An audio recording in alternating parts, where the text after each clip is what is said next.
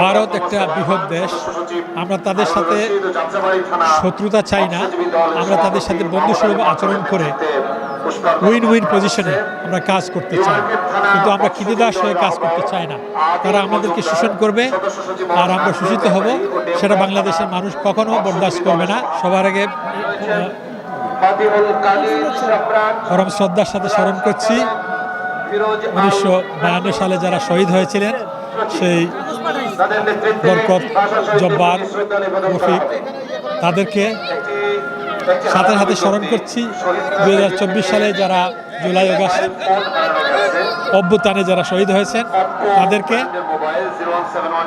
আজকের দিন আমাদের জন্য অতি জাতীয় জীবনে একটা স্মরণীয় দিন, কারণ বাংলা ভাষার জন্য আমাদের পূর্বপুরুষেরা যে অবদান রেখেছেন তাকে আমরা ঘিরে ধরে রেখেছি, এবং সেটাকে আমরা অনুসরণ করেই কিন্তু 2024 সালে যে অভ্যুত্থান হয়েছে এটা সম্ভব হয়েছে।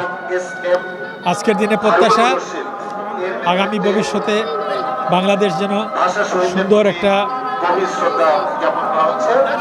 দেশ হয়, সমগ্র জাতি মিলে দেশকে ভালোবাসে, এবং গত দিনে যারা অন্যায় অত্যাচার করেছে এগুলোর জন্য পুনরাবৃত্তি না ঘটে, এটাই আজকের দিনে আমার প্রত্যাশা। দেখুন, ভারত একটা বৃহৎ দেশ। আমরা তাদের সাথে শত্রুতা চাই না। আমরা তাদের সাথে বন্ধুসুলভ আচরণ করে উইন উইন পজিশনে আমরা কাজ করতে চাই, কিন্তু আমরা ক্রীতদাস হয়ে কাজ করতে চাই না। তারা আমাদেরকে শোষণ করবে আর আমরা শোষিত হব, সেটা বাংলাদেশের মানুষ কখনো বরদাস্ত করবে না। বাংলাদেশ মানুষ এখন জেগে আছে। আমাদের যিনি বর্তমান যে সরকারের প্রধান উপদেষ্টা ডক্টর ইউনূস সাহেব, উনি যে পদক্ষেপ নিয়েছেন আমরা তাকে পূর্ণাঙ্গভাবে সমর্থন করছি। তিনি বলছেন আমাদের কারো কাছে যেতে হবে না, আমরা নিজেরাই স্বয়ংসম্পূর্ণ। ইনশাল্লাহ আমরা আমাদের মতো আমরা চলবো এবং আমরা আমাদের মতো রুখে দাঁড়াতে পারবো।